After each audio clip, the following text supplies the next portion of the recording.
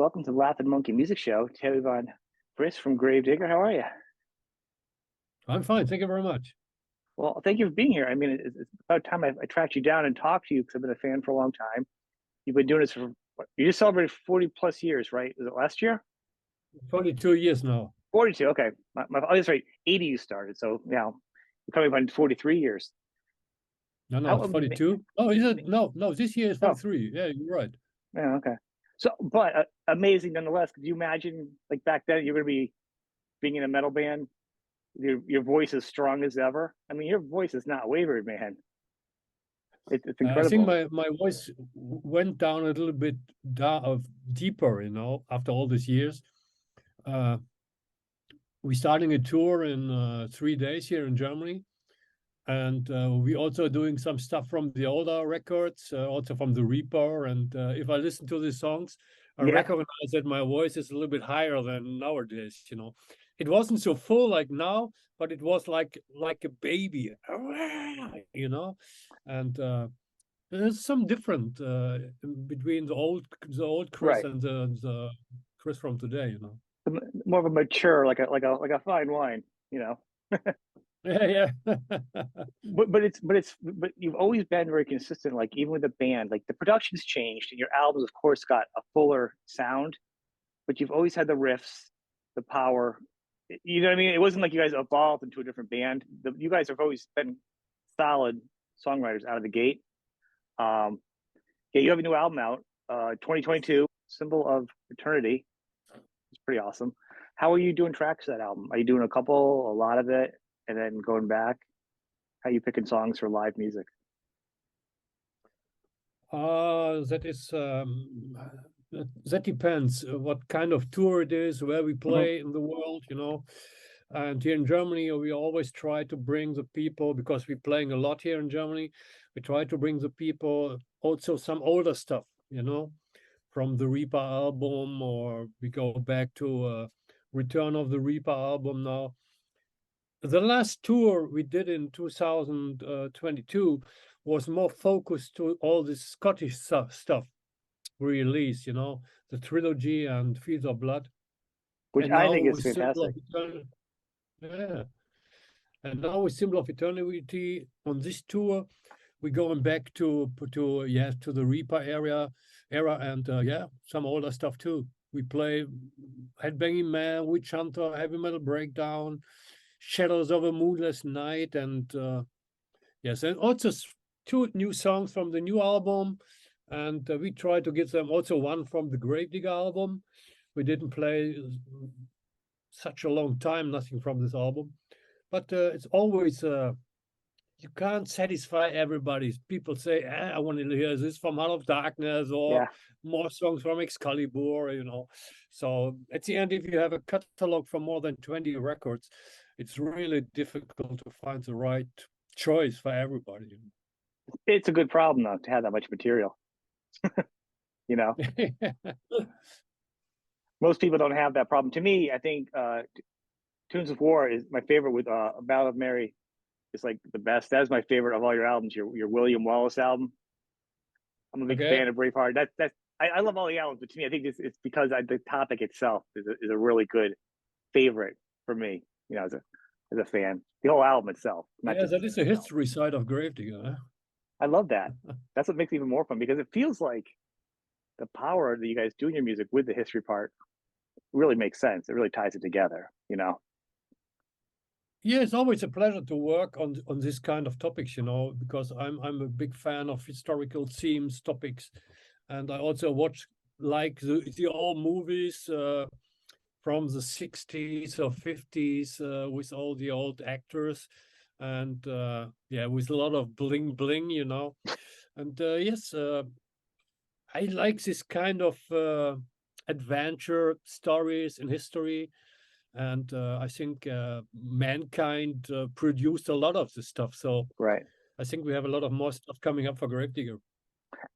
The books are not empty.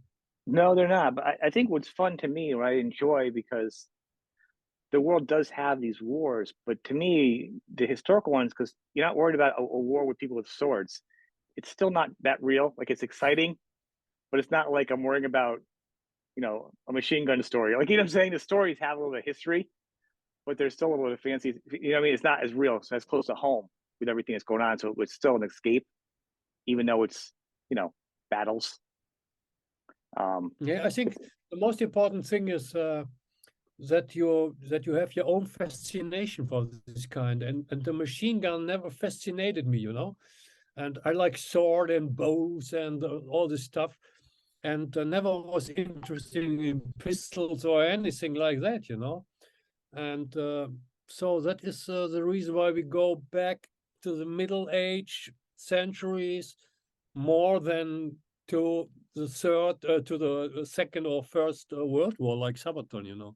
Now, on the other side, I think if you have Sabaton, they sing about the Second or First World War, but the melodies are really happy, Right. and there is a big difference between the reality and what the music is showing to you, and what I love is, yes, I want this epic stuff, the big battles and big fights and a lot of heart and soul in this fighting and everything. So that is for me important, and not 500 people laying in a room what can I tell you, in a bunker and shooting with machine guns on somebody else. Not a good story either. Not very good visual. It's kind of boring. Yeah. When you're writing your songs, how are you doing? Like, has it changed a lot for songwriting for you since the beginning? When you write your songs now, the process for you? I mean, obviously you've changed a few band members over the years, but you've been the core member, obviously, and the driving force. But like lyrically and stuff, has it changed a lot working with other members to where you are now? No, because I have my workflow, and if I have a new member, I start immediately talking with him how we can do some new songs and everything. And Mhm. now I play with Axel so many years together, and normally I send the chorus. I write a lyric. Normally I start with the chorus, and then I send this on my mobile phone. I start and send it to Axel, Yeah, and he makes some music around his chorus, and then I drove to his studio, and then we start thinking about what kind of song we want to write, and that then the songwriting starts. That is the start of the songwriting normally, and then we writing the riffs, and yeah, it's like Lego. yeah, It's like children building something up. This is some to make a song, you yep. You build need a something bass. up step by step. I do. I do know. Like, actually, if you look behind me, I got a lot of Legos in the thing there. So I got a Beatles Yellow Submarine there. But I mean, you are the core of the band. I think it's probably why the band. I mean, you are the voice, you are the sound, you are the lyricist. You write the songs, the melodies. So you've always been the director. So the band's always stayed a consistent sound. It doesn't have like different albums. I mean, clearly over time it's changed a little bit, but you are, you know, you kept the ship going, which is great, especially as a fan. Um, how are you still singing like at this point without your voice blowing out? Like a lot of singers just can't do it. Are you practicing? Are you training? You know what I'm saying? No, Like, what are you doing? no. No. Practice is for wimps. Really? Oh No, my God. I also do any. Never in a show or before a show, I did something to warm up my voice. I go on stage and start singing or screaming, whatever you call my singing style. But no, I think all over the years I have a really good feeling for this kind of voice, how I can work with it. Uh, I recorded now here in my studio my solo album. It's finished now since Oh, really? yesterday, and it's Chris Boltendahl Steel Hammer, will be released in July, and it's more power metal than true metal.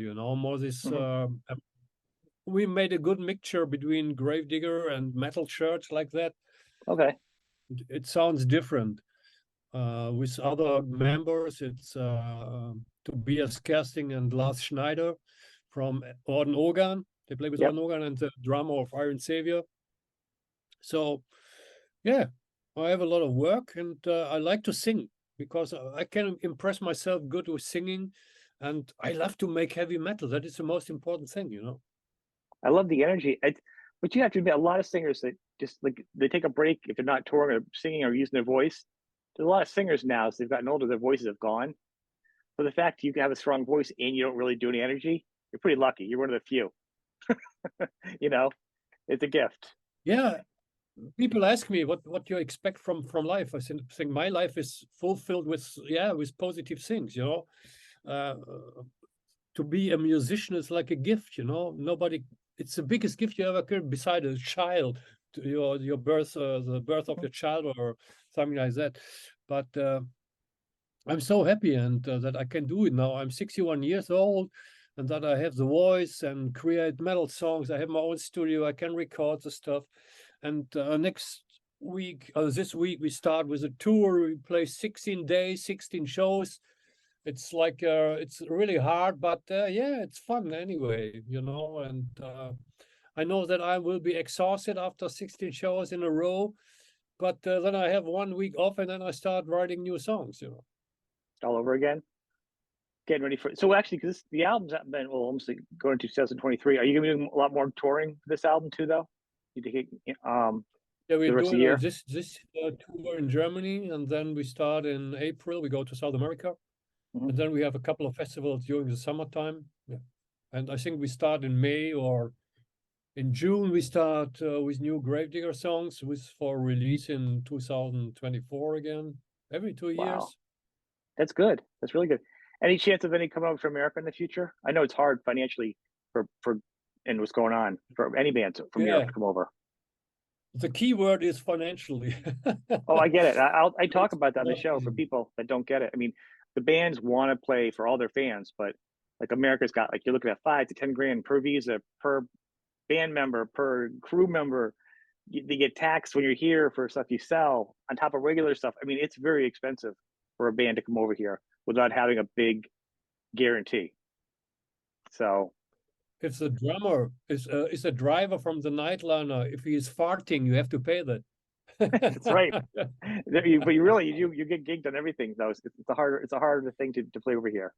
And America's been Yeah. fickle for Perhaps we rock can music find too. perhaps we can find another band all next year that will tour there, and we do it together, share costs or something. But anyway, that is an open book, you know. That's right. Any bands out there that would do it to do a deal with you guys would be the best. We were so good break even. You guys make some money and play over here. I know there's a lot of us that would love to see you guys play over here. And let's see what comes from China now, you know. And the world's changing too. How have you been able to not be that affected musically with all the closing between the wars and the dirty C word and everything else? Like you still have to play and go out and record. Has it kind of shaped you to be differently, like ready to do something different if we close down again or if the borders change? Like, do you feel you're more malleable with the future of the band? That is difficult to say, because we also must cancel some shows in Russia now, and yeah, you never know. Yeah, that's a Crazy sticky one. people doing crazy things, you know. And but I think that we have in the Western Union, there's a big pack, you know, that we can avoid something like an invasion of here in Germany, or. Right. But you never Yeah. know. So we have unsafe times, and yeah, as long as we can make music, it's good. But it can be stopped yesterday or No, tomorrow. no, Or but I guess what I'm saying is because nobody expected the breaks to be put on what was like 2018. Like the breaks, like all of a sudden everyone was on touring. And I can always say to an artist saying, what was the date? And most people will say they'll know the date and what show they had to cancel because COVID closed it down for them. Like that's the thing as a yeah. musician. It's like, what was your date? What was the last gig you had to cancel for you? Where you're like, oh man, do you remember? Oh, I think we had to really in last summer we had to cancel a festival because Axel and Marcus, they had COVID, Okay. and it was, I think, one of 2 or 3 shows we canceled in our career. So That's hard. it was. COVID's hard. I got it twice. It's hard. It's a little unrelenting, but it's understandable, but nowadays, like I said, the world's changed, and I mean, nobody expected the brakes to stop for everything and take time off like this. But the fact you guys have like a system for writing music, and there's different, you guys are worldwide touring. There's a lot of avenues you guys can kind of keep sidestepping. Worked on your solo album, I'm sure. You took advantage of that time, which I'm looking forward to. That's gonna be awesome. Can we talk about that for a minute, a little bit more? Your solo album too. Um, with that, like, are you going to Yeah, be doing can do it videos? if you want. Yeah. We are doing 2 videos. Shooting will be in March, and Mhm. the first song I think will be released in May. And yeah, Who's the label? Same label or that you're on? yeah, it's also coming with Raw Records again. Yep. And it's like a family thing, you know. We have a good experience now with Raw Records, and the new album, Symbol of Eternity, charted here in Germany in top 10 in the like a Billboard chart here in Germany, you know. Yeah, and yeah, we are on a good way. So I think we have a couple of more records also with Gravedigger. So if we don't die next week, so no problem. I hope you have more albums. I hope everyone lives a long, healthy life even after you're not doing albums. The other thing about your music is I love, another thing that goes with the hand in hand almost, is the artwork. Really good artwork. I mean, who's doing the concepts? Are you guys coming up with it? Or are you just having different artists come in and hearing the music? Where are we coming up with the artwork ideas for each album Every and time merch? I have an idea when time's coming, and I have the more or less the album title, then I start thinking about what could be on the cover, and then I developed an idea, and then I'm looking for an artist.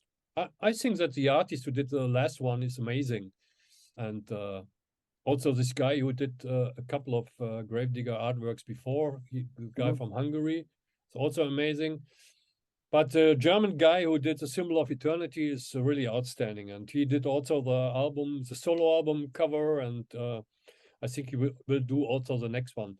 So in the moment, I have some small ideas running around my head what I can do with a new Gravedigger album. So, but it's not, you know, the idea is not really carved in stone so far. But well, I'm thinking about. Well, it's great. Obviously, you have everything in your mind. Like, if you're still coming to the melodies of the songs and the lyrics. You're still guiding the sound that you want.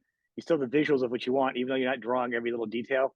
Like, you still know exactly what you want when it comes down to, you know, the image of the band, include the sound and the vision, which is, you know, pretty cool. Yeah, look, we are now 43 years in the business, and we had some changes, some lineup changes. We had a break in the 80s with a Digger album. We had so many things in the past, so I don't have to show the people outside who I am. Everybody knows this is Gravedigger, and I can write my music the way I like to do it. And I think that the people love it. We also get polarized here, that people hate it or love it. There's nothing in between. Really? But yeah, it is. And yeah, but in the moment we have so many people outside who love Gravedigger, so we have no problem to carry on with the band. And yeah, we are in a good shape so far. Excellent. I just want to tell everybody, check out your website. It's fantastic. You've got links to your music so people can stream and listen to your music and check it out. They can get your merch. There's videos on there. There's news announcements. It's actually got great artwork on it too itself.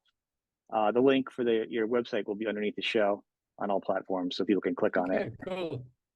And the last thing I want to tell the fans are, buy the merch. If you can buy the merch directly from the artist and not even before waiting for a venue, buy it on site, because they get all the profits.